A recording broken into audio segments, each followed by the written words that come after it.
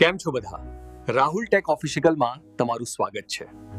ટેકનોલોજીમાં નવીનતમ અપડેટ્સ માટે જોડાયેલા રહો.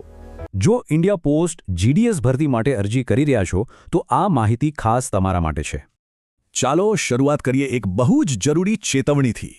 કેમ કે એક નાનકડી ભૂલ પણ અરજીને તરત જ રદ કરાવી શકે છે, બધી મહેનત પાણીમાં.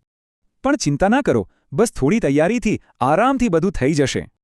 તો ચાલો સૌથી પહેલાં એ જરૂરી ડોક્યુમેન્ટ્સ જોઈએ જે બધા માટે ફરજિયાત છે. જુઓ, ધોરણ 10ની માર્કશીટ સૌથી જ મહત્વની છે, કેમ કે મેરિટ આના પર જ બને છે. એકદમ ધ્યાનથી નામ, પપ્પાનું નામ, જન્મ તારીખ બધું જ શબ્દે શબ્દ મળવું જોઈએ.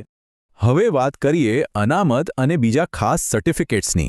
જો તમે ઓબીસી, એસસી કે એસટી કેટેગરીમાં આવો છો તો તમારું કાસ્ટ સર્ટિફિકેટ તૈયાર રાખજો. ખાસ કરીને ઓબીસી ઉમેદવારો નોન ક્રીમી લેયર સર્ટિફિકેટની વેલિડિટી ડેટ જરૂર ચેક કરી લેજો. અચ્છા, એક સવાલ જે બધાને થાય છે, શું કમ્પ્યુટર સર્ટિફિકેટ જરૂરી છે? નિયમ બહુ સિમ્પલ છે. જો 10મા કે 12મામાં કોમ્પ્યુટર વિષય હતો તો જરૂર નથી, નહીંતર જોઈશે. હવે આવીએ ડિજિટલ વસ્તુઓ પર, એટલે કે ફોટો અને સહી. પાસપોર્ટ ફોટો, સહી અને આધાર કાર્ડ આ બધું બરાબર સ્કેન કરીને તૈયાર રાખવું પડશે.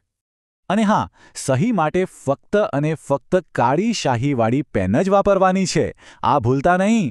તમારો મોબાઈલ નંબર અને ઈમેલ આઈડી ચાલુ રાખજો, કારણ કે બધી માહિતી એના પર જ આવશે. ચાલો હવે ફટાફટ આખું લિસ્ટ એકવાર ફરીથી જોઈ લઈએ. આ રહ્યું ફાઇનલ ચેકલિસ્ટ. આનો એક સ્ક્રીનશોટ લઈ લો તો કામ લાગશે. એટલે સમજી ગયા ને, આ ખાલી કાગળ નથી, તમારી કારકિર્દીનું પહેલું પગથિયું છે. તો બસ આટલી તૈયારી સાથે તમે અરજી માટે એકદમ તૈયાર છો. બધાને ખૂબ ખૂબ શુભેચ્છાઓ.